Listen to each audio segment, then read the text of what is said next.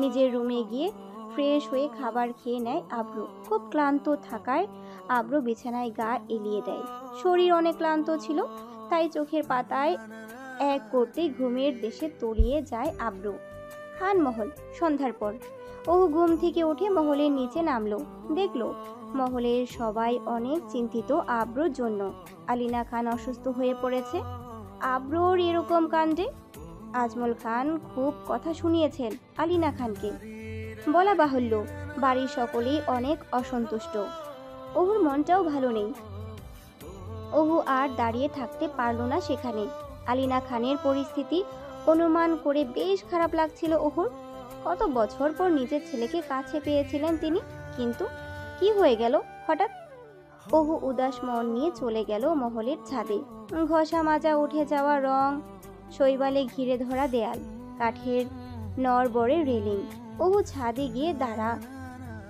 ছাদে গিয়ে দোলনায় বসে দুলতে লাগলো।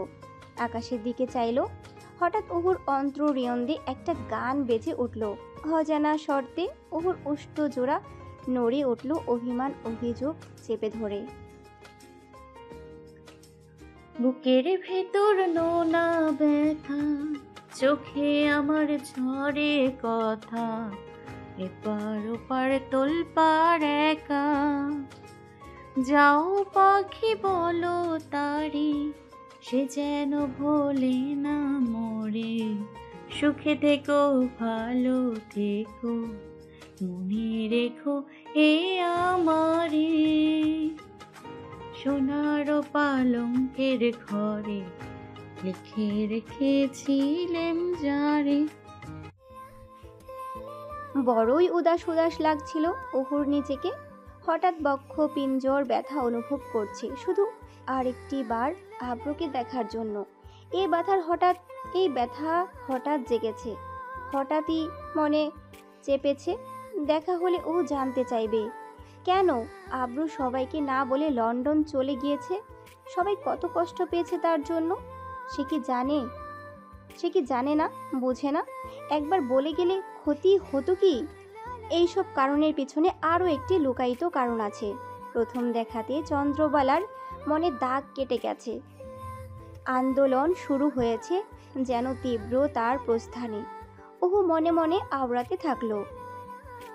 ব্যাপারটা এমন নয় যে আমি প্রথম দেখাতেই ভালোবেসে ফেলেছি তাকে। ব্যাপারটি ক্ষণিক এইরকম, তার সৌন্দর্য আমার চোখ উপভোগ করতে যাচ্ছে। তার সৌন্দর্যে আমার বক্ষস্থল কম্পন অনুভব করতে যাচ্ছে। তার সৌন্দর্যে মুগ্ধ হয়ে আমার পৃথিবীটা থমকে যেতে যাচ্ছে। তার সাথের দর্শনের প্রহরে যেন থেমে যায় এই পৃথিবীর সকল হাওয়া, থেমে যায় যেন আলো অন্ধকারের গতি, থেমে যায় যেন আমার নিঃশ্বাস, যার দরুন আমার পাঁজরে কম্পন শুরু হবে আর আমি অস্থির হয়ে পড়ব। না, আর ভাবতে পারছে না ওহু। এখানে থাকলে একরকমই লাগবে তার। হঠাৎ কি হয়ে গেল তার? এসব কি বকছে সে? একটু পর বিষণ্ণ মন নিয়ে প্রস্থান ঘটিয়ে ওহু চলে গেল আলিনা খানের রুমে। আলিনা খানের শরীর খুবই খারাপ, রক্তচাপ বেড়ে গেছে, শুধু হাঁসফাঁস করছে আব্রুর জন্য। খুবই খারাপ লাগছিল এই পরিস্থিতিতে ওহুর। মধ্য নিশীথ দুবাইয়ে যখন মাঝরাত, তখন আব্রুর ঘুম ভেঙে যায়। অস্থির হয় বিছানায় বসে। পাশ থেকে ফোনটা নিয়ে হোয়াটসঅ্যাপে ঢুকে পরখ করে আশাফের অনেকগুলো মেসেজ এসেছে। মেসেজগুলো পড়ে সেরকম গ্রাহ্য করলো না আব্রু, তবে শেষে একটা মেসেজ এবং ফটো দেখে আঁতকে উঠল আব্রু। আলিনা খানের ছবি। অসুস্থ অবস্থায় শুয়ে আছেন তিনি, মাথায় পানি ঢালছে কেউ একজন। আব্রু বুঝল তার মায়ের এরূপ অবস্থার কারণ। অস্থির হয়ে পড়ল আব্রু। কিছু একটা ভাবলো তৎক্ষণাৎ ডেভিডকে মেসেজ করলো। Where are you, David? Please come to my room and immediately I am waiting for you. Abru ডেভিডকে মেসেজ দিয়ে রুমের ডোর ওপেন করে চলে গেল শাওয়ার নিতে। ওয়াশরুম থেকে বেরিয়ে দেখলো ডেভিড জিশা আব্রু রুমে। জিশা হালকা ঝিমুচ্ছে। আব্রু রেডি হতে হতে বলল দ্রুত, আমরা এখনই বের হব। জিশা চমকায়, সংলাপ করে ভ্রুকুটি কুঁচকে। পুরো সংলাপ শেষ না করতেই আব্রুর কর্কশ কণ্ঠস্বর ভেসে আসলো, আমি যেহেতু বলেছি এখন যাব, সো আমি এখনই যাব। ডেভিড শেখকে ফোন দিয়ে এখনই ইনফর্ম করে দাও আমরা আসছি, নয়তো প্ল্যান ক্যান্সেল।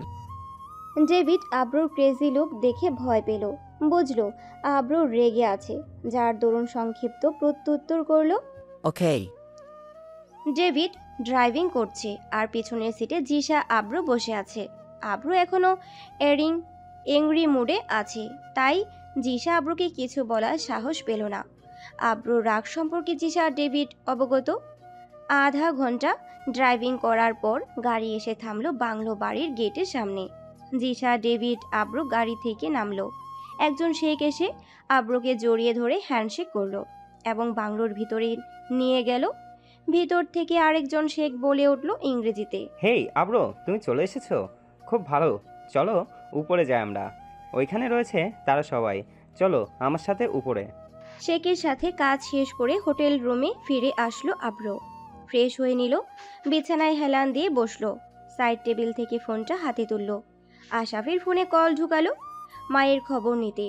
আব্রু যখন আগেও দেশের বাইরে ছিল, পরিবারের সাথে তেমন কথা বলা হতো না। প্রতিদিন কল দেওয়া মাত্রই আশাফ কল রিসিভ করে তড়িৎ গতিতে বলতে থাকে, কিরে কই যাচ্ছিস তুই? বাড়িতে তোকে নিয়ে সবাই চিন্তা করছে। পুরো বাক্যের সমাপ্তি না ঘটতেই আব্রু আওড়ালো, ব্যাস ব্যাস থাম ভাই, আমি দেশের বাহিরেই আছি, এত চিন্তা করার দরকার নেই। আম্মু এখন কেমন আছেন সেটা বলো আগে। আশাফ শ্বাস ছাড়লো, হাঁক ছুড়ল, মামি তো অসুস্থ, মামির সাথে কথা বল, মামি তোর সাথে কথা বলবে। আশাফ আলিনা খানের নিকট ফোন এগিয়ে দেয়। আলিনা খান পালঙ্কে শুয়ে আছেন। ফোন তুলে নেন তিনি। তৎক্ষণাৎ আব্রু উদ্বিগ্ন হয়ে আওড়ায়, কি হয়েছে আম্মা, এত চিন্তা করছো কেন? আমি তো আছি, আমি চল। পুরো কথার শেষ না করতেই মধ্যপথে বিঘ্ন ঘটায় আলিনা খান। ফোন কেড়ে নিয়ে আওড়ায়, থাম, তোর কোনো কথা শুনতে চাই না। আমরা কেমন আছি তা জেনে তুই কি করবি? আমরা কে তোর? তুই এরকম বেয়াদব হবি আব্রো আমি কোনোদিন বুঝতে পারিনি আগে। কোনোদিন মা বাবার কথা শুনেছিস? আমার একমাত্র ছেলে তুই। তোকে নিয়ে কত আশা ছিল আমার। ভালো পড়াশোনার জন্য বিদেশে পাঠিয়েছি। টাকা আর পরিবারের চাপে পড়াশোনা করেছিস।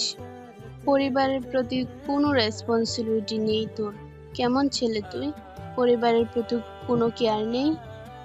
তোর কারণে লোকমুখে কত কথা শুনতে হয়েছে আমাকে কাল। এই আজমল খানের মুখের উপর কথা বলেছে মানুষ, ছেলেকে নাকি হাতে রাখতে পারিনি। বিদেশ থেকে ফিরে 2 দিন হলো আর তুই লন্ডনে গিয়ে বসে আসছিস। আমরা মরে গেলেও তুই আসিস না। কলটা কেটে গেল। হয়তো আব্রুই কল কেটে দিয়েছে। পরবর্তীতে ফোন দেওয়া হলেও আর কোনো উত্তর পাওয়া যায় না। ওপাশ থেকে কেউ ফোন রিসিভ করে না। এতে আজমল খান আরও ক্ষিপ্ত হন। সবাইকে কড়া ভাষায় সাবধান করেন, এই খান মহলে আর কোনোদিন যেন আরবার খান আবরার নাম উচ্চারণ না হয়। আব্রো আমার ছেলে, ওর ব্যাপারে আমাদের সিদ্ধান্তই অন্তিম সিদ্ধান্ত, বুঝলে সবাই? নিজের ছেলের জন্য সহধর্মিনীর কষ্ট, পরিবারের সকলের চিন্তা তিনি মানতে পারছেন না একদমই। সাথে তো আশেপাশের মানুষের আজে বাজে কথা রয়েছেই। তবে কেউ সেসব কথায় কোনো কর্ণপাত করে না। সামনাসামনি বলার সাহস পাবে না কখনো তারা। আজমল খান এই খান বংশের প্রধান কর্তা, তাই তার কথাই শেষ কথা। আর এ কথাও জানিয়ে দিলেন, এই কথা যেন কখনো বাহিরে প্রকাশ না হয়। সবাই নির্বাক হয়ে শুনল শুধু, কেউ কিছু বলার সাহস পেল না। এই ঘটনা চলাকালীন অনুপস্থিত ছিল অহু, নিহা, আশফি, তাই তারা এ ব্যাপারে কিছু জানে না। অহু ভার্সিটিতে ছিল এ ঘটনার চলাকালীন। এভাবেই কেটে গেল কয়েকটি দিন। অহু খেয়াল করলো আব্রুকে নিয়ে আর কেউ কথা বলছে না মহলে।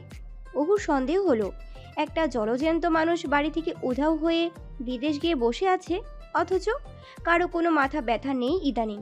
আশ্চর্য, যার দরুন সংকোচ দূর করতে ভয় চেপে ধরে সাহস করে অহু তার আম্মিকে জিজ্ঞেস করেই বসে কাচুমাচু কণ্ঠস্বরে নেতিয়ে, আচ্ছা আম্মি, আব্রু ভাইয়া কি আর লন্ডন থেকে ফিরবে না? অহুর আম্মি জানের গম্ভীর কণ্ঠের স্পষ্ট জবাব এলো, না, আব্রু লন্ডনেই থাকবে এখন থেকেই। অহু চমকায়, ভ্রুজোড়া টেনে কুচকায়। আন্দোলন শুরু হয় অন্তরালে। অন্তরিক্ষের অন্দরে সবকিছু উথাল পাথাল হয়ে যায় নিমেষে। মন খারাপ হলো বড্ড। অহু আর কথা না বাড়িয়ে হাঁটা শুরু করলো নিচের রুমের দিকে। মনে মনে আওড়াতে থাকলো, আব্রো ভাইয়া কি আর সত্যি দেশে ফিরবে না? তাহলে কি আর আমি আব্রো ভাইয়াকে দেখতে পারবো না? ধ্যাৎ চাই। অহু আরও আওড়ায় ছন্দের স্বরে, তবে উচ্চারণ হয় না সে বলি। অন্তরিক্ষ চেপে ধরে সে কবিতা, অভিমানকে অভিযোগের রূপ দিয়ে প্রশ্ন ছুড়ে। তার সৌন্দর্য আমার চোখ কি আর উপভোগ করতে পারবে না? তার তার সৌন্দর্যে কি আমার বক্ষস্থলে আর কম্পন অনুভব করতে পারবে না? তার সৌন্দর্যে মুগ্ধ হয়ে আমার পৃথিবীটা কি আর থমকে যাবে না? আমি যে সংকল্প করেছিলাম তার সাথে দর্শনের প্রহরে যেন থেমে যায় এই পৃথিবীর সকল হাওয়া গোধূলির লগ্ন, আলো অন্ধকারের গতিপথ, থেমে যায় যেন আমার নিঃশ্বাস। তাহলে কি আর কিছুই থামবে না? এই আলাপন ভেবেই অহু অস্থির হয়ে পড়ে। অহু তো বেশি কিছু চায়নি, শুধু তো এক মুহূর্তের জন্য আরেকটি বার তার কল্পনার শ্যাম পুরুষকে দেখতে চেয়েছে। কিছু অজানা প্রশ্নের আলাপন করতে চেয়েছে। তাহলে কি আর এসব কিছুই হবে না? হয়তো ভাগ্যের অন্য ইচ্ছা ছিল। এভাবেই কেটে যায় আরও কিছুদিন। অহু তার সব অভিমানকে অভিযোগে পরিণত করে ফেলেছে। আব্রুকে নিয়ে চিন্তা করা বাদ দিয়ে দিয়েছে অহু। অযথা ভেবে নিজের হৃদয়কে ব্যাকুল করে লাভ নেই। এই ব্যাকুল হৃদয়ের স্পন্দন কেউ তো আর শুনতে পারে না, শুধু নিজের পাঁজর পড়ে। হঠাৎ করে একদিন অহু দেখল আশাফ এসেছে ড্যাশিং গেটআপে খানমহলে। অহু ভাবে আশাফ তাদের অফিস থেকে সোজা মহলে এসেছে বোধহয়। আশাফের পুরো নাম আশাফ তালুকদার। আশাফ গ্রাজুয়েশন শেষ করে সবে মাত্রই পারিবারিক বিজনেসে ফোকাস করেছে। যাই হোক, আশাফ এসেছে এতে অবাক হওয়ার কি আছে? আশাফ আসতেই পারে তার মামার বাড়িতে, কিন্তু এখানে কথা হচ্ছে আশাফকে দেখেই অহুর আব্রুর কথা মনে পড়ে গেল। অহু ভাবে, ঠোঁট উল্টিয়ে, আচ্ছা, আশাফ ভাইয়া কি জানে আব্রো ভাইয়ার ব্যাপারে? একবার কি জিজ্ঞেস করে দেখবো? অহু নিজের ভাবনাকে বাস্তবে পরিণত করতে চাইল। পা বাড়িয়ে পৌঁছালো আশাফের নিকট। অহু ঢুক গেলে থমকে থমকে বলি ছুড়ে, আশাফ ভাইয়া কেমন আছেন? এই আশাফ অহুর দিকে ফিরল, একগাল হাসলো, আওড়ালো। অহুর তৎক্ষণাৎ জবাব আসে, এই তো ভালো আছি, তুই কেমন আছিস? তো ভালো। আজ হঠাৎ করে যে কি মনে করে মহলে আসলেন ভাইয়া? তেমন কিছু না, বড় মামিকে দেখতে আসলাম। ওনার তো প্রায় সময়ই শরীর খারাপ থাকে। এই তো কথা পেয়েছে। অহু প্রশ্ন করার সুযোগ হাতছাড়া করার আগেই বলি ছুড়ে, থাকবে না কেন? সব তো আব্রো ভাইয়ার জন্যই। ওনার চিন্তাতেই তো চাচি যান অসুস্থ হয়ে পড়ে। আচ্ছা আশাফ ভাইয়া, আব্রো ভাইয়া কি আর লন্ডন থেকে ফিরবে না? আব্রুর কথা শুনতেই আশাফ কপাল ডলল, প্যান্টের পকেটে এক হাত গুজে দাঁড়ালো, একটু কৌতূহল নিয়ে আওড়ালো, না, আপাতত ফিরবে না। কেন, তুই হঠাৎ করে এই প্রশ্ন করলি? আশাফের সন্দেহভাজন প্রশ্ন শুনে কাচুমাচু হয়ে বলল অহু তৎক্ষণিক, না, এমনি চাচির জন্যই জিজ্ঞাসা করলাম। আচ্ছা আমি এবার যাই, আমি কোচিং যাব, তৈরি হতে হবে। বলেই অহু দ্রুত হাঁটা দিল দোতলার দিকে। আশাফ অহুর যাওয়ার দিকে তাকিয়ে মুচকি হাসলো। অতঃপর আশাফও স্থান ত্যাগ করলো। অহু নিজের রুমে এসে পালঙ্কে বসলো, একটা কুশন কোলে আঁকড়ে নিল, ভাবলো ভীষণ। আশাফ ভাইয়া অন্য কিছু মনে করলো না তো? ধুর, কেন যে জিজ্ঞেস করতে গেলাম। আর এই লোকের কথা ভাববই না তো। আমার মাথা পুরো বিগড়ে গেছে এসব ভাবতে ভাবতে। অহু দীর্ঘ একটা নিঃশ্বাস ফেলল, তাকিয়ে রইল বাহিরে আকাশের পানি চেয়ে। মনে একরাশ অভিমান আর বিষণ্ণতাকে সঙ্গে করে। বিষণ্ণতা দিন দিন কমতে থাকলেও অভিমানগুলো অভিযোগের রূপ নিতে থাকলো। অহু এখন ভালোই আছে, আব্রুকে নিয়ে আর ভাবে না তেমন। আব্রুর প্রতিচ্ছবি মস্তিষ্কে বিচরণ করলে নিজেকে দমিয়ে রাখে। নীরবতা, নিঃসঙ্গতা, চঞ্চলতা, আনন্দ সবকিছু মিলিয়ে অহু ভালোই আছে। ওর মস্তিষ্কে আব্রুর প্রতিচ্ছবি এখন ঘোলাটে, আবছা, ধোঁয়াশা। খানমহল, দিনের পর রাত পেরোয়, পেরোয় সপ্তাহ, মাস। এভাবে পেরিয়ে যায় আরও 9টি মাস। ওহু এখন অনার্স প্রথম বর্ষ শেষ করে দ্বিতীয় বর্ষে পা রাখতে চলেছে। আজ ওহু ভার্সিটি হতে সহপাঠীদের সাথে ট্যুরে যাবে, যার দরুন সুন্দর একটা নীল এবং সাদার মিশ্রণে চুড়িদার পরেছে ওহু, সাথে ম্যাচিং করে হিজাব বেঁধেছে। ওহু যখন নিজেকে নিজের কক্ষ থেকে বেরিয়ে সিঁড়ি দিয়ে নিচে নামছে, হাতে চুড়ি পড়েছে, নীল রঙের রেশমি চুড়ি। তখনই ড্রয়িংয়ের করিডোর থেকে ওহুর কানে উচ্চ শব্দ ভেসে আসে। পা বাড়িয়ে ওহু এগোয় সে পানে। পৌঁছে দেখল ল্যান্ডলাইন নাম্বারে কারো ফোন এসেছে। ওইটাই বেজে চলছে এতক্ষণ যাবৎ। ওহু নিঃশ্বাস ফেলল, টেলিফোন হাতে তুলল। কল রিসিভ করে হ্যালো বলতেই ওপাশ থেকে কোনো অচেনা পুরুষালী কণ্ঠস্বর ভেসে আসলো। বিকেল 5টা বাজে যেন এয়ারপোর্টে আমার জন্য গাড়ি পৌঁছে যায়। ওহু কিছুটা অবাক হলো, ঠোঁট বাঁকিয়ে প্রত্যুত্তর করল, আপনি ভুল নম্বরে ফোন করেছেন ভাইয়া। এটা কোনো ট্যাক্সি সেন্টার নয় যে আপনার জন্য এয়ারপোর্টে গাড়ি পৌঁছে দিব, যত সব। এই বলে ওহু ফোনটা কেটে দিল। দাঁড়িয়ে না থেকে আর দ্রুত খান মহল থেকে বেরিয়ে গেল। কল কেটে দেওয়ার পরেই অবিরত ফোন এসে চলছে। অবশেষে নিহার আম্মু কিচেন থেকে বেরিয়ে আসলেন। কলটা উঠালেন তিনি, আওয়াজ করলেন, হ্যালো, কে? আমি আব্রো, আর রাব খান আব্রো। নিহার আম্মুর আর কিছু বুঝতে বাকি রইল না। তিনি চট জলদি করে মহলের বাইরে বের হলেন। ড্রাইভারকে বলে রাখলেন বিকেল 4টার ভিতরে যেন গাড়ি এয়ারপোর্টে পৌঁছে যায় এবং সবাইকে ডাকতে লাগলেন চেঁচিয়ে। মহলে অবশ্য বড় কর্তারা নেই, ছোটজন আছেন, মানে ওহুর বাবা। বাকি দুজন বিজনেসের কাজে চট্টগ্রামে এবং অপরজন দেশের বাহিরে রয়েছেন। আব্রুর কথা শুনতেই আলিনা খান খুশিতে দিশেহারা হয়ে গেলেন। এবার আব্রু মহলে ফিরলে তিনি আর আব্রুকে দূরে যেতে দিবে না। বিকেল 5:37। ধূসর রঙের ফুল হাতার শার্ট এবং তার উপর কালো রঙের ব্লেজার পরা, কালো প্যান্ট ইন করা, চোখে কালো সানগ্লাস, হাতে চকচক করছে ব্র্যান্ডের ওয়াচ, আন্ডার কাটিং চুলগুলো ভিড় জমিয়েছে কপালে। এই লোকে যদি ওহু আব্রুকে দেখতো তাহলে সেখানেই নিশ্চিত জ্ঞান হারিয়ে ফেলতো। আব্রুকে দেখে আলিনা খান দৌড়ে গিয়ে ছেলেকে জাপটে ধরলেন। এতদিন পর ছেলেকে দেখে কান্নায় ভেঙে পড়লেন। কিসের রাগ আর কিসের অভিমান। আব্রু মাকে জড়িয়ে ধরে শান্ত করতে লাগলো। আব্রুরও ভীষণ খারাপ লাগছিল এতদিন পরে সবাইকে কাছে পেয়ে। আব্রু খান মহলে প্রবেশ করলো। অন্দরমহলে প্রবেশ করে কাঠের সোফাতে গিয়ে বসলো। ওহুর আম্মু আব্রুর জন্য কফি বানিয়ে নিয়ে আসলেন। আব্রু আবার চা পছন্দ করে না। আব্রু কফি খেতে খেতে প্রথমেই নিহার মাকে উদ্দেশ্য করে প্রশ্ন ছুড়লেন, কাকিমা তোমার আগে ফোনটাকে রিসিভ করেছিল? মনে হয় ওহু রিসিভ করেছিল। আব্রু চোয়াল খেঁচল, আওড়ালো, ওহু এখন কোথায়? এই প্রথম আব্রু ওহুর নাম নিল। জবাব আসলো, ওহু তো মহলে নেই, ভার্সিটি গিয়েছে। কেন, কি হয়েছে? আব্রু সংক্ষিপ্ত জবাব করলো, না কিছু না। আব্রু আর কথা না বাড়িয়ে বাড়ির সবার সাথে টুকটাক কথা বলে নিজের রুমে আসলো। সঙ্গে আসলেন আলিনা খান। আব্রু এতদিন কোথায় ছিল, কেন বাড়ি থেকে ওই দিন চলে গিয়েছিল কাউকে না বলে, এই বিষয়ে কেউ কোনো প্রশ্ন করল না। সন্ধ্যা 8:30। ট্যুর থেকে মহলে ফিরছে ওহু। জার্নি করায় ওহুকে ক্লান্ত লাগছে বেশ। ওহু সিঁড়ি দিয়ে উপরে উঠছে দোতলায়।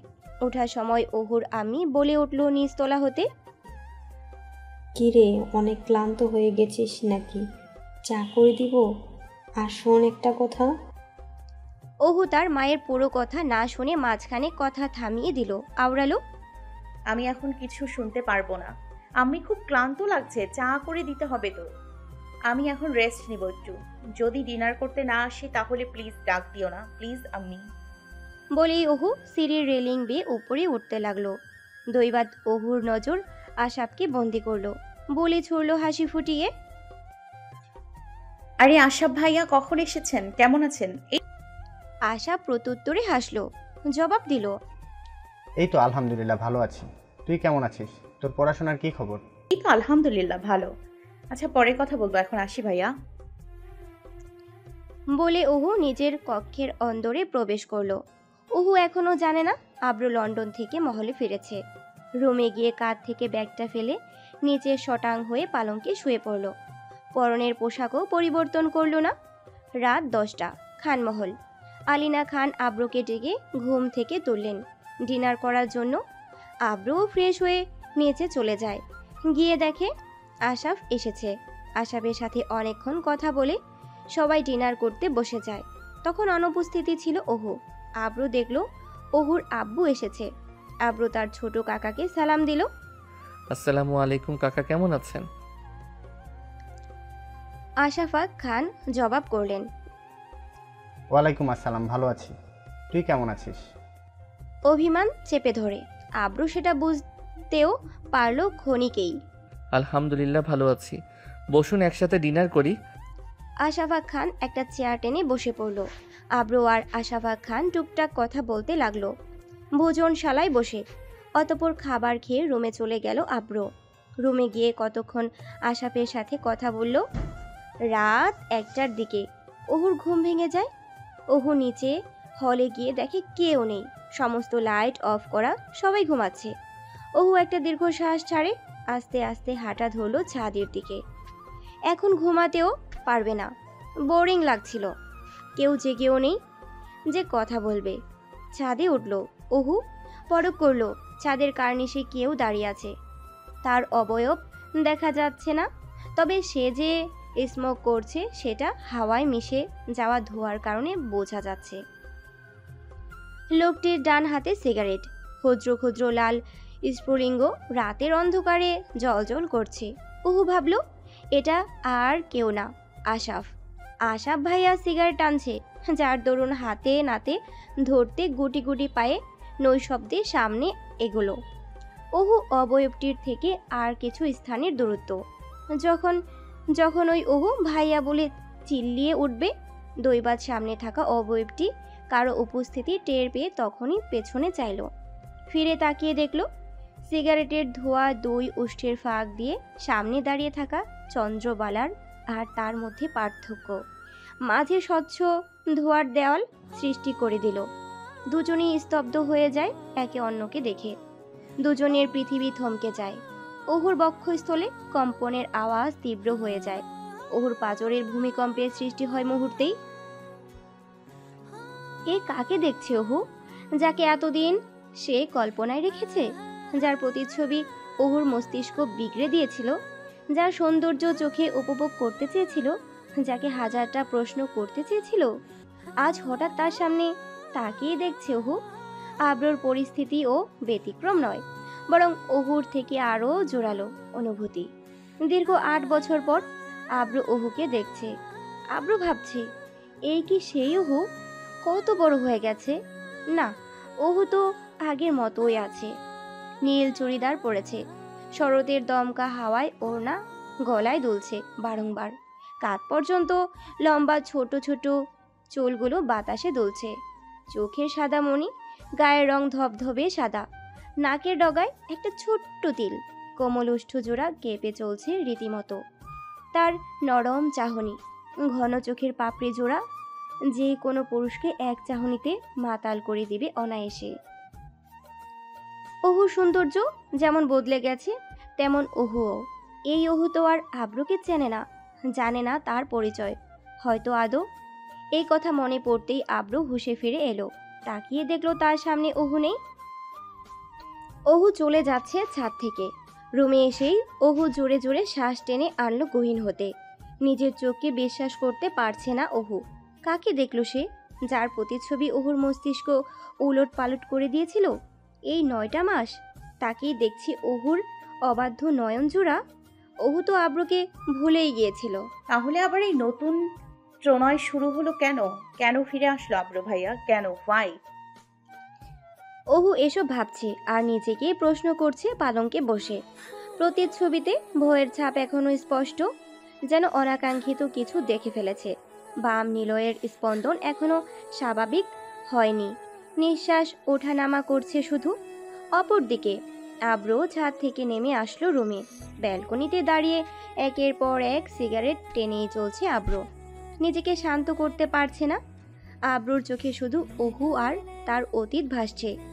যা আব্রু ভুলে গিয়েছিল সময়ের ব্যবধানে।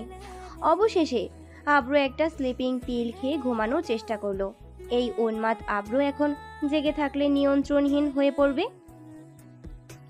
খোলা উইন্ডো দিয়ে সকালের রোদের কিছুটা অংশ এসে অহুর চেহারায় আবির মাখাচ্ছে, যার দরুন অহুর ঘুম ভেঙে গেল।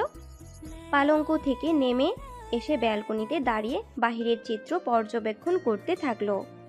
বাহিরে রৌদ্র উজ্জ্বল দিন, যত দূর চোখ যায় সবই যেন রোদের দখলে। অহুর মস্তিষ্ক এখনো কালকের ঘটনাতেই আটকে আছে। চোখের সামনে কালকের রাতের দৃশ্যপট ভেসে উঠছে স্পষ্ট করে, চোখের টানা রং তুলিতে। বেশ কিছুক্ষণ পর ব্যালকনি থেকে রুমে চলে আসলো। ওয়াশরুমে গিয়ে ফ্রেশ হয়ে নিচ্ছে অহু। কাল সকালের পরা চুড়িদার এখনো অহু পরিবর্তন করেনি। অহু ফ্রেশ হয়ে এসেই দেখলো নিহা অহুর ফোন চাপছে। অহুকে পরখ করে নিহা বলে ছুড়ল, আপু, তুমি যে কাল ট্যুরে গিয়েছিলে আমাদের জন্য কিছু আনোনি? অহু মুখ মুছে তোয়ালে সোফাতে রাখলো, আওড়ালো, হ্যাঁ এনেছি, ব্যাগেই আছে, পরে দিবনে। পরক্ষণে নিহা জবাব করে উঠল, জানো আপু, আবরু ভাই এসেছে, আরো অনেক চকলেট গিফট এনেছে সবার জন্য। তোমার জন্য এবার কিছু এনেছি কিনা আমি জানি না। আব্রুর দৃশ্যপট ভাসতেই অহু ঘাবড়ে গেল, কিছুটা চেতে হাঁক হাঁক ছুড়ল। আমার কিছু চাইও না, দে ফোন দে আমার। আরে দিচ্ছি আপু, দাঁড়াও আর একটু, কাকিরা ডাকছে, নাস্তা করতে নিচে চলো। অহুরও খোদায় পেট ছুঁচু করছে, যার দরুন এই বলি শুনতেই তাড়াতাড়ি পা বাড়ালো ভোজনশালার পানে। ভোজনশালায় বসে সবাই সকলের আহার করছে, শুধু আব্রু ব্যতীত। আব্রু এখনো ঘুমাচ্ছে। সকাল গড়িয়ে দুপুর হয়, সূর্যের তেজস্বী লগ্ন ঘোর আলো করে রেখেছে সর্বত্র। দুপুর 1টার দিকে ঘুম ভাঙল আব্রুর, তাও আলিনা খানের চেঁচামেচিতে। খুব কষ্টে চোখ মেলেছে আব্রু, নিভু নিভু দৃষ্টিতে তাকিয়ে পরখ করলো। ঘুমের রেশ এখনো কাটেনি, তবে আব্রুর কাছে এগুলো কোনো বিষয় না, অনেক অভিজ্ঞ সে এই বিষয়ে। ঘুম থেকে উঠে শাওয়ার নিয়ে নিল আব্রু, নয়তো ঘুমের ঘোর কাটবে না। কাল রাতের দৃশ্যপট চোখের সামনে ভেসে উঠতেই অন্তঃকোষ নরম হয়ে উঠল। পরক্ষণেই একটা দীর্ঘ নিঃশ্বাস টেনে আনলো। দুপুরে খাবার খেয়ে আব্রু মহল থেকে বেরিয়ে গেল। পৌঁছালো খান মহলের গ্যারেজে।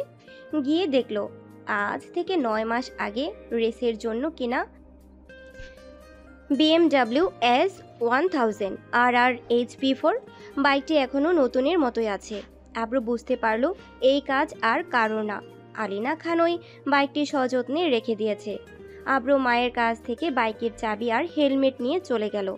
বাইরে রাইড করতে অহু মহলেই ছিল, সবার সাথে বসে গল্প করছে। অহু খেয়াল করলো মহলের কোথাও আব্রু ও আশাফকে দেখা যাচ্ছে না। সরাসরি আব্রুর কথা তো আর জিজ্ঞেস করতে পারবে না, যার দরুন ঘুরিয়ে পেঁচিয়ে জিজ্ঞেস করলো, আচ্ছা কাকিয়া, আশরাফ ভাই কোথায়? সকাল হয়েছে, পরে দেখতে পেলাম না তো। নিহার মায়ের জবাব আসলো, আশরাফ তাদের অফিসে চলে গিয়েছে দরকারে। এতটুকু বলেই থামলো। আব্রুর কথা জিজ্ঞেস করার আর সাহসে কোলোলো না, মুখ ফোটে। দুপুর পেরিয়ে বিকেল ঘনিয়ে আসে। অহু তৈরি হয়ে নিজের কক্ষ থেকে প্রস্থান ঘটায় কোচিংয়ে যাবার উদ্দেশ্যে। পরক্ষণেই অহু দোতলা হতে কাঠের রেলিং ধরে সিঁড়ি বেয়ে নিচে নামছে। হঠাৎ অহুর দৃষ্টি রুদ্ধ হলো। পরখ করলো অহুর বেসামাল নয়ন জোড়া। কোথা থেকে যেন আব্রুর উৎপত্তি ঘটল। আব্রু বাহির থেকে এসেছে মহলে। পরনে তার অফ হোয়াইট রঙের হাফ হাতার টি শার্ট এবং ট্রাউজার, শরীরে কিঞ্চিত ঘামের আবির। কপালের সামনে আন্ডার কাটিং চুলগুলো ঘেমে লেপ্টে রয়েছে কিঞ্চিত। হেলমেট পরে বাইক চালানোর জন্য এরূপ দৃশ্য। হাতে বুলাচ্ছে হেলমেট আর চাবি রিং। মৃদু আওয়াজের শীষ বাজিয়ে চলেছে উষ্ঠার ফাঁকে। আব্রুকে দেখে ওহু ইতস্তত বোধ করল, শুকনো ঢুক গেল। কাল রাতের দৃশ্য মস্তিষ্ক হানা দিল মুহূর্তেই। বক্ষে কিঞ্চিত ঝড় বয়ে যাচ্ছে। ওহু সিঁড়ি বেয়ে নিচে নামছে, আব্রু সিঁড়ি বেয়ে উপরে উঠছে, তবে দু প্রান্ত ধরে। দুজনেই চোখে চোখ পড়তেই দুজনের দৃষ্টি সংযত করে নিচে তাকালো। ঘন ঘন নিঃশ্বাসের পরিমাণ বাড়ল। ওহু সিঁড়ি দিয়ে এক পা করে নিচে নামছে, আর ক্রমশ হার্টবিট বেড়ে চলছে তার। আব্রু ওহুকে অতিক্রম করে চলে গেল নীরবে। কেউই কোনো কথা বলল না। আব্রু একটা ডোন্ট কেয়ার ভাব নিয়ে ওপরে চলে গেল নিচের রুমে। পরবর্তীতে ওহু পিছনে ফিরে তাকালেও আব্রু তাকালো না। ওহুও কোচিংয়ে চলে গেল। ওহু কোচিংয়ে বসে আব্রুর কথা ভাবছে। কাল কি থেকে কি হয়ে গেল, কোচিংয়ে মন বসাতেই পারছে না। বারবারই কাল রাতের দৃশ্যপট চোখের সামনে ভেসে উঠেছে। ওহুর পাশের সিটে বসা তিশাকে ধাক্কা দিয়ে আওড়ালো মুখ লুকিয়ে। জানিস কাল আব্রু ভাইয়া এসেছে?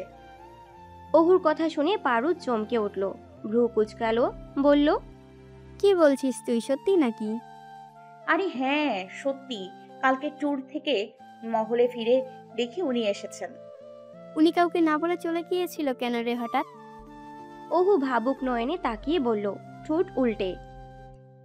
না তো আমি জানি না। পারু মাথা দুলালো এপাশ ওপাশ, বুলি ছুড়ল। আচ্ছা ঠিক আছে, তাহলে জেনে আমাকে বলিস।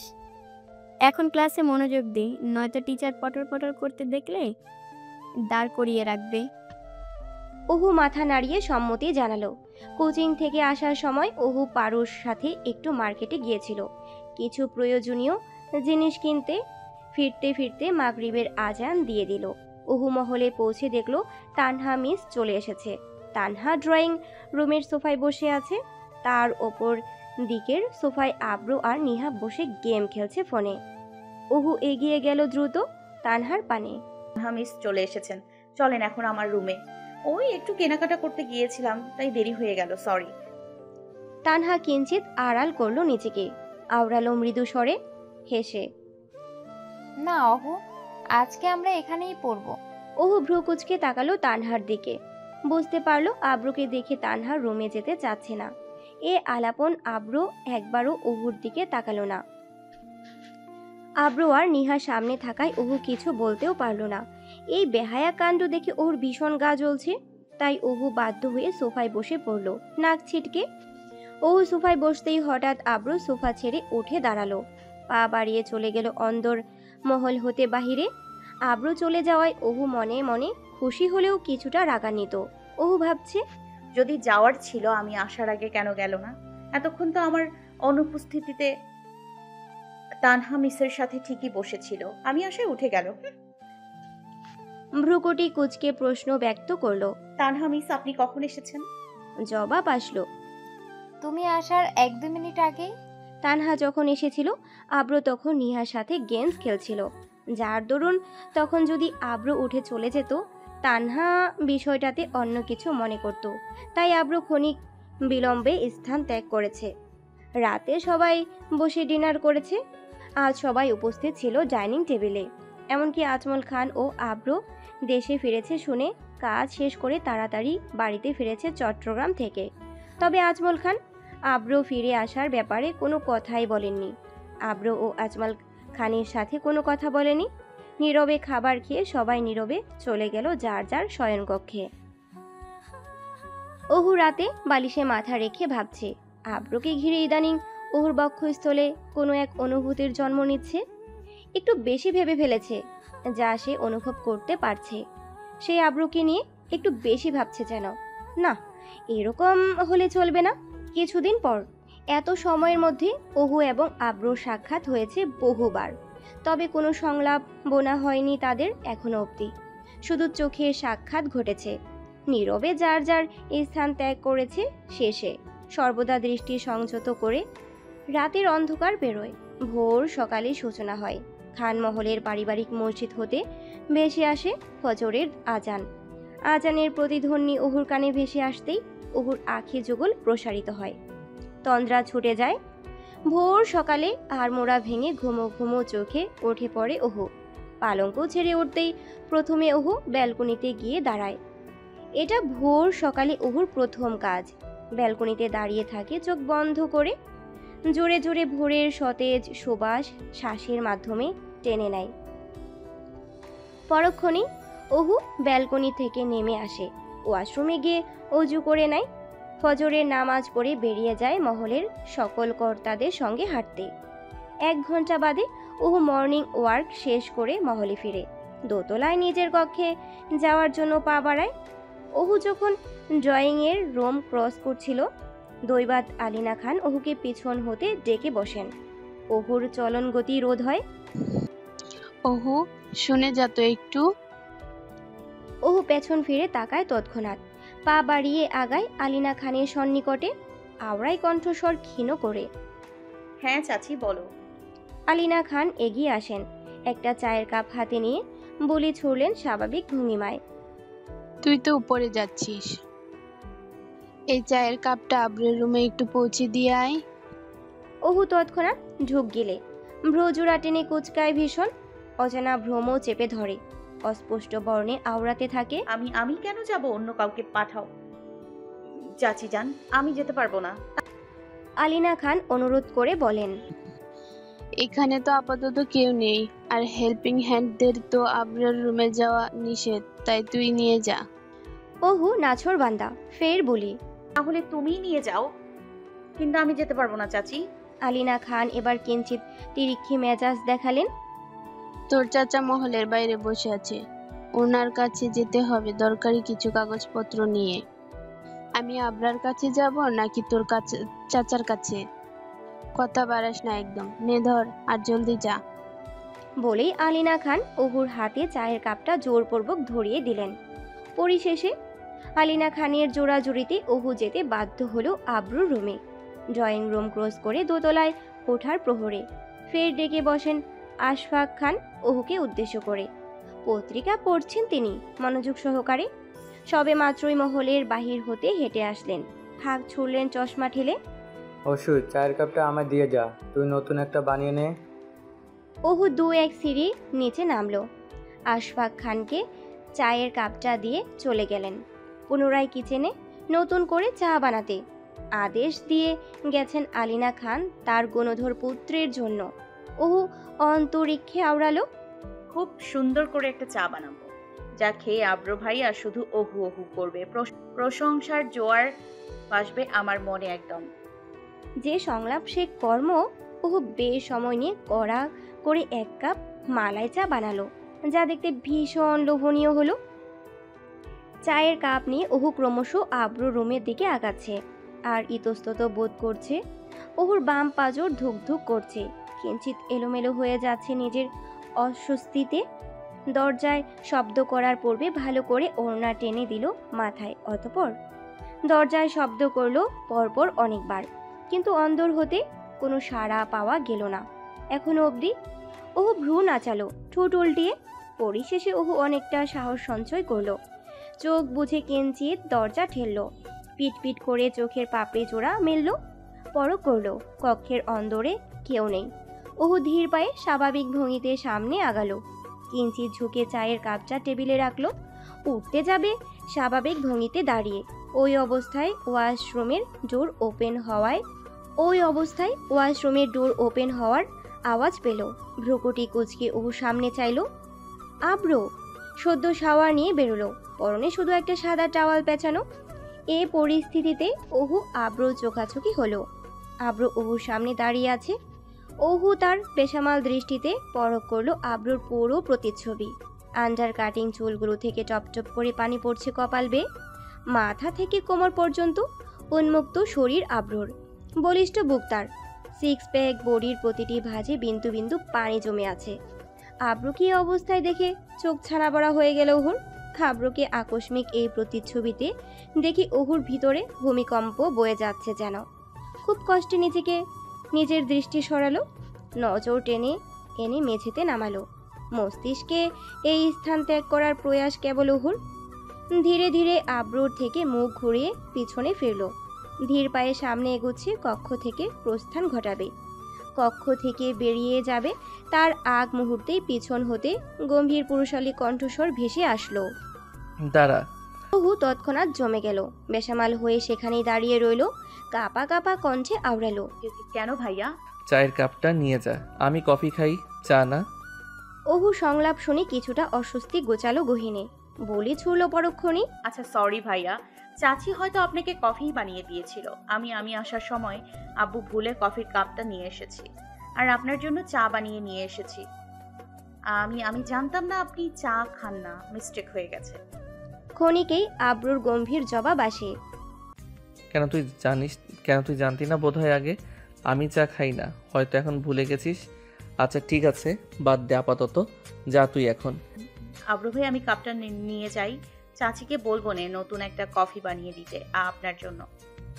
এই সংলাপ বুনি অহু পেছন ফিরল, পরখ করল আব্রু ইতিমধ্যে একটা অফ হোয়াইট গেঞ্জি এবং ট্রাউজার পরিধান করে ফেলেছে। অহু চমকায় ভীষণ, ভাবলো অন্য একটা মেয়ের উপস্থিতিতেই ড্রেস চেঞ্জ করে ফেললো। একটুও সংকোচবোধ হলো না। আশ্চর্য। ঘুর ভাঙে আব্রুর বলিতে, আমি তোকে যেতে বললাম না? কানে কি শুনতে পাস না? চোখের সাথে এখন দেখছি তোর কানেও সমস্যা আছে নাকি? অহু ভ্রুকুটি কুচিয়ে তৎক্ষণাৎ সংলাপ করলো, আমার চোখে আবার কি সমস্যা হয়েছে? ছেলে দেখলে হা করে তাকিয়ে থাকিস তো, তাই বললাম। আব্রুর কথা শুনি অহু বিষম খেলো, লজ্জায় কান লাল হয়ে উঠল। তৎক্ষণাৎ প্রস্থান ঘটালো আব্রুর কক্ষ হতে। যেতে যেতে ভাবছে কি ধরার টানাই খেয়ে গেল। এখন আব্রু ভাই কি ভাবছে, হয়তো অহুকে। এটা ভেবেও মনে মনে কষ্ট পেল অহু, যার জন্য এত কষ্ট করে চা বানিয়ে নিয়ে গেল, অথচ সে নাকি চাই পছন্দ করে না। অদ্ভুত। সকাল গড়িয়ে রাত হয়, এভাবে কেটে যায় সেদিন, তারপর দিন। খানমহলে সকলে এবং রাতের খাবার সবাই একসাথে খেলেও দুপুরের খাবার সবাই একসাথে খেতে পারে না। বাড়ির কর্তারা কাজের প্রেক্ষিতে খানমহলের বাহিরে থাকেন বলে আব্রু এবং বাড়ির অন্যান্য সদস্যরা মিলে ভোজনালয় বসে দুপুরের খাবার খাচ্ছিল। তখনই অহু ভার্সিটি থেকে ফেরে মহলে। সকলেই পরখ করল ভাবুক নয়নে চেয়ে অহুর বিষণ্ণ মুখশ্রী। তৎক্ষণাৎ অহুর আম্মিজান হাঁক ছুড়লেন, কিরে আহু, কিছু হয়েছে নাকি? তোকে এমন বিষণ্ণ দেখাচ্ছে কেন? অহুর সংক্ষিপ্ত প্রত্যুত্তর আসে, না আম্মা, কিছু হয়নি। সত্যি তো? তাহলে ফ্রেশ হয়ে খাবার খেতে আয়। আমরা খাও, আমি পরে খেয়ে নিব। বলেই অহু নিজের কক্ষে ঢুকে গেল তড়িঘড়ি করে। অতঃপর কেউ কিছু বলল না আর, কিন্তু আব্রু বিষয়টা নৈশব্দে পর্যবেক্ষণ করলো, তবে কিছু বলল না কাউকে। কক্ষে ঢুকেই অহু ব্যাগটা কাঁধ থেকে নামিয়ে পালঙ্কে ছুঁড়ে ফেললো। সঙ্গে সঙ্গে আশাফকে কল দিল।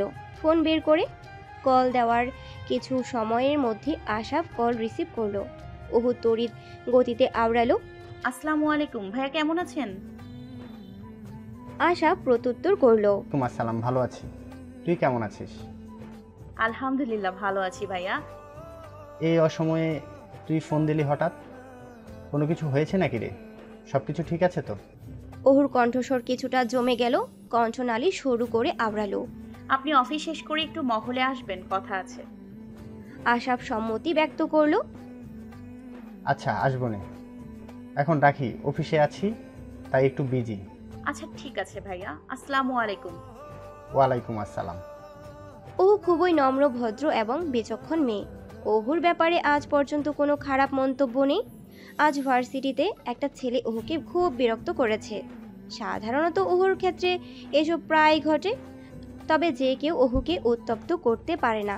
খান বংশের মেয়ে বলে কথা। অহু সবসময় এসব বিষয় উপেক্ষা করেছে। তারপরেও যদি পিছু না ছাড়তো, আশাফকে বিষয়টা জানাতো, আশাফও সামলে নিত। বিকেলে অহু দুপুরের খাবার খেয়ে কোচিংয়ে চলে গেল। সন্ধ্যা 7:37 আশাফ মহলে পৌঁছায়।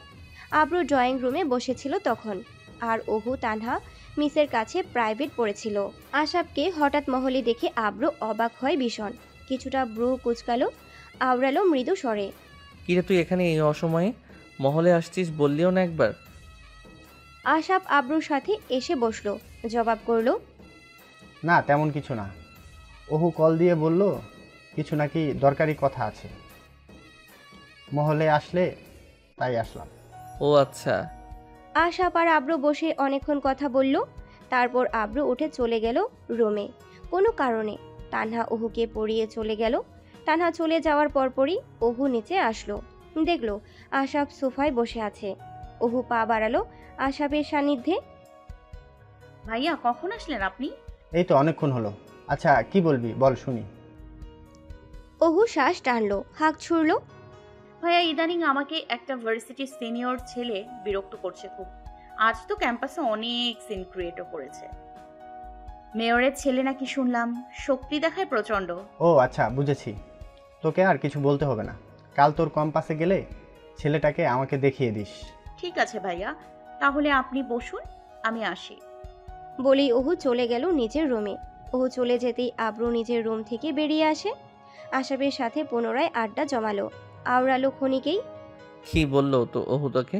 ওই ওকে নাকি কোন ছেলে বিরক্ত করে ইদানিং, কালকে ভার্সিটিতে যেতে বললো এই ব্যাপারে। আব্রুর চোয়াল জোড়া শক্ত করে গম্ভীর হয়ে বলল, সবসময় বিরক্ত করে নাকি? হ্যাঁ, প্রায় তো বলে ছেলেরা বিরক্ত করে। তুই এসব নিয়ে চিন্তা করিস না, আমি এগুলো সামলে নেই। আব্রুর শীতল চক্ষুদয় পরক্ষণে লাল হয়ে ওঠে। চোয়াল চেপে ধরে দাঁতের দাঁত ঘষে হাতের মুষ্টি শক্ত করে চেপে ধরল। অতপর চোখ মেলে তাকিয়ে শীতল কণ্ঠে শুধালো, আমিও কাল তাহলে তোর সাথে যাব। আচ্ছা ঠিক আছে, আমি অফিস থেকে বেরিয়ে তোকে কল দিব, এখন আসি। এখনই কোথায় যাচ্ছিস? ডিনার করে যাস? না রে, আরেকদিন করব, এখন উঠি। মামিকে বলিস আমি গেলাম। অতপর আশাব আব্রুর সাথে হ্যান্ডশেক করে চলে যায় খান মহল থেকে বেরিয়ে। নিহা দোতলা থেকে মহলের নিচে নামছে টিভি দেখবে বলে, যার দরুন সোফার কাছে এসে দাঁড়ালো। আকস্মিক নিহা খেয়াল করলো ড্রয়িং রুমের সোফায় আব্রু বসে আছে। নিহা এগোতে থাকলো ড্রয়িং রুমের দিকে। কাছে যেতেই নিহা তার নজরে বন্দি করলো। সোফাতে বসে থাকা আব্রুর চোখের শিরা উপশিরা লাল হয়ে আছে, যেন চোখ থেকে আগুনের লাল আভা বের হচ্ছে। অগ্নিজোড়া রক্তিম আকার ধারণ করেছে। হাতের আঙ্গুল মুষ্টিবদ্ধ করে শক্ত করে চেপে ধরে নিচের দিকে তাকিয়ে আছে। নিহা আব্রুর এই ভয়ার্ত প্রতিচ্ছবি দেখে আঁতকে উঠল। পূর্বে নিহা আব্রুকে এত উত্তেজিত অবস্থায় দেখেনি হয়তো। নিহা তড়িঘড়ি করে ড্রয়িং রুম ত্যাগ করলো। রাতে 10টার দিকে সবাই ডাইনিং টেবিলে বসে খাবার খাচ্ছে, কিন্তু আব্রু সেখানে অনুপস্থিত ছিল। আব্রু মহলে নেই, বাহিরে গিয়েছে। ডাইনিং টেবিলে সবাই কথা বলছে। আজকাল কোম্পানি সামলানো বড় ঝামেলার হয়ে যাচ্ছে, অনেক লোকসান হচ্ছে। কোম্পানিরই কোনো লোক বাহিরে অগোচরে গোপন খবর ছড়াচ্ছে। অতপর সবাই খাবার খেয়ে যে যার রুমে চলে গেল তাদের শয়নকক্ষে। ওহুও চলে গেল তার রুমে। রাত 1টা বাজে। ওহু এখনো ঘুমায়নি, ঘুম আসছে না তার। চোখের পাতা জোড়া এক করলেও ঘুমাতে পারছে না সে। তার কারণ আব্রু এখনো মহলে ফিরেনি। ওহু বিষয়টা নিয়ে চিন্তিত, কারণ আব্রু আগে কখনো এত রাত পর্যন্ত কোনো কারণ ছাড়া মহলের বাহিরে থাকেনি বলে ওহু জানে। হঠাৎ আব্রুর জন্য অজানা ভয় চেপে ধরেছে, কবলের সঙ্গে উৎকণ্ঠাও। ওহু ব্যালকনিতে দাঁড়িয়ে বাইরের গেটের দিকে তাকিয়ে রইল। রাতের আকাশের তারা নক্ষত্রকে গুনছে সে। ওহুর রুমটা মহলের বাগানের কাছাকাছি বিধায় বাগান থেকে ফুলের মৃদু সুবাস নাকে ভেসে আসছে। হঠাৎ রাত 1:25-এর দিকে আব্রুর গাড়ি খান মহলের গেট দিয়ে ভেতরে প্রবেশ করে। গাড়ি আসার শব্দ শুনে ওহু পুনরায় মহলের গেটের দিকে তাকায়। আব্রু এসেছে দেখে ওহুর পাঁচরে দুকবুকানি বেড়ে যায়। আব্রু গাড়ি থেকে নেমে সোজা অন্দর মহলের ভেতরে প্রবেশ করে, যার দরুন পরবর্তীতে ওহু আর আব্রুকে দেখতে পেল না। আব্রুর যাওয়ার পানে তাকিয়ে ওহু একটা দীর্ঘশ্বাস ছাড়ে। অতপর ব্যালকনি ছেড়ে ওহু তার রুমে চলে আসে। পালঙ্কে গা এলিয়ে দিয়ে চোখের পাতা জোড়া এক করে। আব্রু আজ ভোর সকালেই ঘুম থেকে উঠে পড়েছে। দাঁত ব্রাশ করতে করতে মহলের নিচে নামলো। ড্রয়িং রুমের সোফায় বসে থাকা আলিনা খানকে উদ্দেশ্য করে বলে উঠল আব্রু, আম্মা, মহলের জিম ঘরটা ঠিক করে রেখো, জিম করতে হবে। ঠিক আছে, ঠিক করে রাখবো নে। তুই ফ্রেশ হয়ে নে, আমি কফি পাঠাচ্ছি তোর রুমে। একটু পরে পাঠাও, আমি মহলের বাহির থেকে হেঁটে আসছি একটু। খান মহলে আব্রুকে ছাড়া কোনো ছেলে নেই যে জিম করবে, যার দরুন অনেক বছর ধরে জিম করা রুমটা অপ্রস্তুত অবস্থায় পড়ে আছে। আজ ওহুর ঘুম থেকেই উঠতে বেশ দেরি হয়ে গেছে। সবাই ওহুর আগে মর্নিং ওয়াকে চলে গিয়েছে, তাই ওহু ফ্রেশ হয়ে মহলের ছাদে চলে গেল। ছাদে গিয়ে কতক্ষণ প্রকৃতির সাথে ভাষা আদান প্রদান করলো। সকালে সূর্যের অতি বেগুনি রোশনি ছড়াচ্ছে। অতপর ছাদে থাকা টবের ফুলগুলো পর্যবেক্ষণ করলো। সেখান থেকে একটা ফুল তুলে কানে গুজে দিল ওহু। কিছু সময় পর মহলের ছাদ থেকে নেমে আসলো, শাওয়ার নিয়ে তৈরি হয়ে নিল। অতপর সকলের সাথে ব্রেকফাস্ট করে ভার্সিটির উদ্দেশ্যে রওনা হলো। আব্রু আজ খাবার টেবিলে ছিল, তবে গোমরা মুখে বিষয়টা ওহু অনেকটাই নোটিস করেছে। ভার্সিটির ক্যাম্পাসে বসে আছে ওহু এবং তিশা। অপেক্ষা করছে কখন আশাব আসবে। আশাবকে অনেক আগেই কল দিয়েছিল ওহু, বলেছে রাস্তায় আছে, জ্যামে বসে। বেশি সময় লাগবে না আসতে। দুপুর 12:10 দিকে আশা প্রবেশ করলো জগন্নাথ বিশ্ববিদ্যালয়ে। ওহু আশাবকে দেখে বসা থেকে উঠে দাঁড়ালো। এতক্ষণ লাগে ভাইয়া আসতে? চলো এখন তাড়াতাড়ি, কিছুক্ষণ পর ক্লাস শুরু হয়ে যাবে আমার। দাঁড়া, একটু অপেক্ষা কর। ছেলেটা এখন কোথায়? মনে হয় পূর্ব দিকে ক্যাম্পাসের মাঠে আছে। অপেক্ষা কেন করব, এমনিতেই আমার দেরি হয়ে গেছে। আশাব থামিয়ে রাখলো ওহুকে। মিনিট 3 পর আব্রু আসলো ক্যাম্পাসে। আব্রুকে দেখে ওহু চমকায় ভীষণ। ভ্রুকুটি কুচিয়ে পরক করে আব্রুকে। আব্রু একটা হোয়াইট কালারের টি শার্ট পরেছে। চুলগুলো এলোমেলো হয়ে আব্রুর কপালে স্পর্শ করেছে। হয়তো বাইক চালিয়ে এসেছে। সুঠাম দেহি আব্রুর পেশিবহুল হাতের শিরাগুলো টান টান হয়ে আছে। টি শার্ট পরায় তা সবার নজরবন্দি হচ্ছে। যে দৃশ্য দেখে যে কোনো রমণী মাতাল হয়ে যাবে। ওহুও তার ব্যতিক্রম নয়। আশেপাশে তাকিয়ে দেখল ওহু। যারা আব্রুকে খেয়াল করেছে তারা সবাই হা করে তাকিয়ে আছে, যেন আব্রুকে গিলে খাবে। ওহু উষ্ঠ প্রসারিত করে আওড়ালো মৃদু স্বরে। ওনাকে এখানে আসতে কে বলেছে? আশাব জবাব করলো। আব্রু নিজেই এসেছে। ওহু ঠোঁট বাঁকালো, বলি ছড়ল তৎক্ষণাৎ। ওনাকে কে বললো এই ব্যাপারে? আমি বলেছি। উনি কি আমাকে সেভ করতে এসেছে নাকি নিজের জন্য মেয়ে পটাতে এসেছে এই ভাব নিয়ে? আশাব হাঁক ছুড়ে। চল যাই এবার। ওহু ছেলেটাকে ক্যাম্পাসেই খুঁজে পেল। বন্ধুদের সাথে আড্ডা দিচ্ছিল মাঠে বসে। ওহু সেখান থেকে একটা ছেলেকে দেখিয়ে বলল, ওই যে ওই কালো শার্ট পরা ছেলেটাই। আশাব থামলো, বলল, তোরা এখানে থাক, আমি আসছি কথা বলে। এই বলে আব্রু আর আশাব এগিয়ে গেল আড্ডার মাঝখানে। ছেলেটার পিছনে দাঁড়ালো, বলে ছুড়ল, এই ছেলে শোনো। ছেলেটা উঠে দাঁড়ালো, শার্টের কলারে হাত দিয়ে আওড়ালো। হ্যাঁ, কি হয়েছে? আশাব শীতল কণ্ঠে স্বাভাবিক ভঙ্গিতে জিজ্ঞেস করলো, তুমি ওহুকে বিরক্ত কেন করছো? সে তোমাকে তো তার উত্তর জানিয়ে দিয়েছে। আব্রু নৈশব্দে দাঁড়িয়ে কথোপকথন শুনছে, কোনো সংলাপ বুনছে না মধ্যখানে। তখনই ছেলেটা বলে ওঠে কর্কশ ভাষায়, কে তুই? চিনিস আমাকে? জানিস কার সামনে দাঁড়িয়ে কথা বলছিস? আশাবের কণ্ঠ তখন অবধি শীতল হয়ে বলল, আমি আবারও জিজ্ঞেস করছি, তুমি ওহুকে কেন বিরক্ত করছো? জবাব আসে, ওরে আমি বিরক্ত করবো? ওরে আমার প্রেমিকা বানা। পুরো কথা শেষ না করার আগেই শান্ত আব্রু উন্মাদ হয়ে এগিয়ে এসে ছেলেটার গলা চেপে ধরে এক হাতে মাটি হতে হালকা উপরে তুলে ফেলে মুহূর্তেই। এরকম কাণ্ডে সবাই আটকে ওঠে। ও ভয় পেয়ে পিছিয়ে যায় 2-1 কদম। ওই ছেলের বাকি বন্ধুরা এগিয়ে আসলে আশাব ওদের সামলে নেয়। আব্রু এখনও ছেলেটার গলা চেপে ধরে আছে। ছেলেটা অনেক চেষ্টা করছে ছোটার, তবে আব্রুর এক হাতের শক্তির সাথেও পেরে উঠছে না। ঘটনা অবনতি দেখে ওহু নিচেই ছুটে আসে। ওহু আব্রুর হাত স্পর্শ করে ছুটাতে চাইল ছেলেটাকে। ওহু তাকিয়ে দেখল আব্রুর চোখ রক্তিম বর্ণ ধারণ করেছে, রাগে ফুঁসছে। কিন্তু কিভাবে? একটু আগেই যখন ওহু আব্রুকে দেখেছিল তখন তো স্বাভাবিকই ছিল। আব্রুর এরকম প্রতিছবি এই প্রথম দেখল ওহু। ওহু নিমিষেই ঢুক গিলল, আওড়ালো কাপা কণ্ঠস্বর আউড়িয়ে, ভাইয়া ছেড়ে দিন, নয়তো মরে যাবে, তখন অনেক বড় প্রবলেম হয়ে যাবে, প্লিজ ছেড়ে দিন ভাইয়া। এই প্রথমবার ওহু আব্রুকে স্পর্শ করলো, তবে ভিন্ন পরিস্থিতিতে আশাপও সঙ্গ দেয়। ছেড়ে দে আব্রু, এবার এখানে অনেকেই আছে। আব্রু চোখ বুঝে একটা দীর্ঘ নিঃশ্বাস টেনে নেয় গহীনে, হাতের বাঁধন আগলা করে ছেড়ে দিল ছেলেটাকে। কিন্তু একেবারের জন্য ওহুর দিকে ফিরে তাকালো না। ছেলেটি মাটিতে পড়ে হাঁপাচ্ছে। তখনই আব্রু সেখানে উপস্থিত সবাইকে উদ্দেশ্য করে হাঁক ছুড়ে, আজকের পর থেকে যদি আর কেউ ওহুর দিকে চোখ তুলেও তাকায়, এর হাল তার হাল এর থেকেও জঘন্য হবে। এত মাটির উপরে আছে, তাকে পুরো মাটির নিচে পাঠিয়ে দিবে এই আরব খান অভ্র। বলেই রক্তিম চোখ রাঙায়। তৎক্ষণাৎ আশাপের সঙ্গে ক্যাম্পাস থেকে বেরিয়ে চলে আসে, কিন্তু ওহুর সাথে কোনো সংলাপ বনে না। ওহু এই অনাকাঙ্ক্ষিত ঘটনায় ভীষণ ভয় পেয়ে যায়। বিশেষ করে আব্রু যে এত রাগী সেটা ওহুর অপ্রত্যাশিত ছিল। আব্রু আর আশাব চলে আসার পরপরই ওহুও চলে আসে তাদের পিছন পিছন।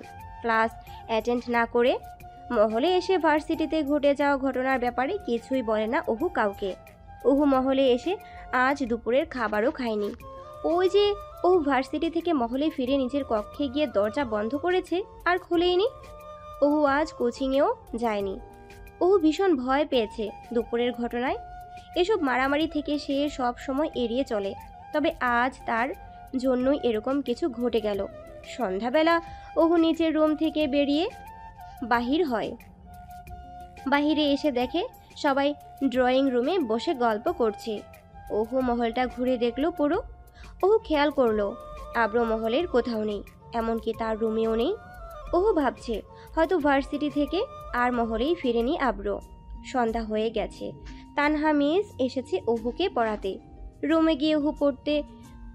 গিয়ে ওহু পড়ছে, তবে পড়ার খেয়ালে নেই আজ সে। বেশ চিন্তা হচ্ছে আব্রোর জন্য, তাই আজ তাড়াতাড়ি করে তানহাকে বিদায় জানিয়ে দিল।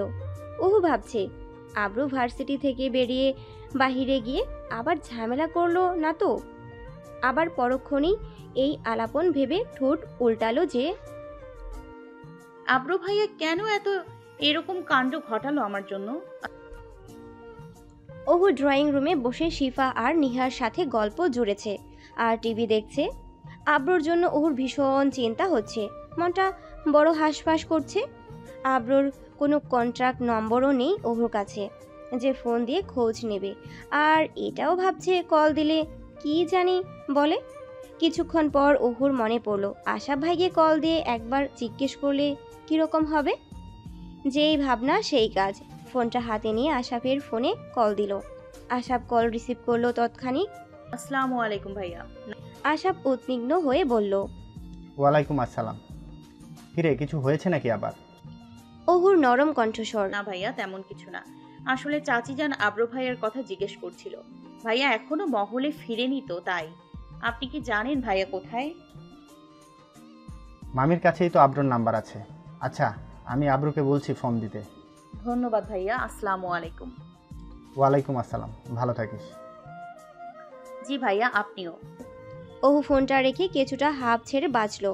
আবার মনে মনে এই ভয়ও চেপে ধরেছে, আশাব ভাই আবার না আব্রু ভাইয়াকে বলে দেয় আমি ফোন দিয়েছিলাম ওনার খোঁজ নিতে, তাহলে তো আরেক কাণ্ড রটে যাবে ভেবেই ওহু কপাল চাপড়ালো।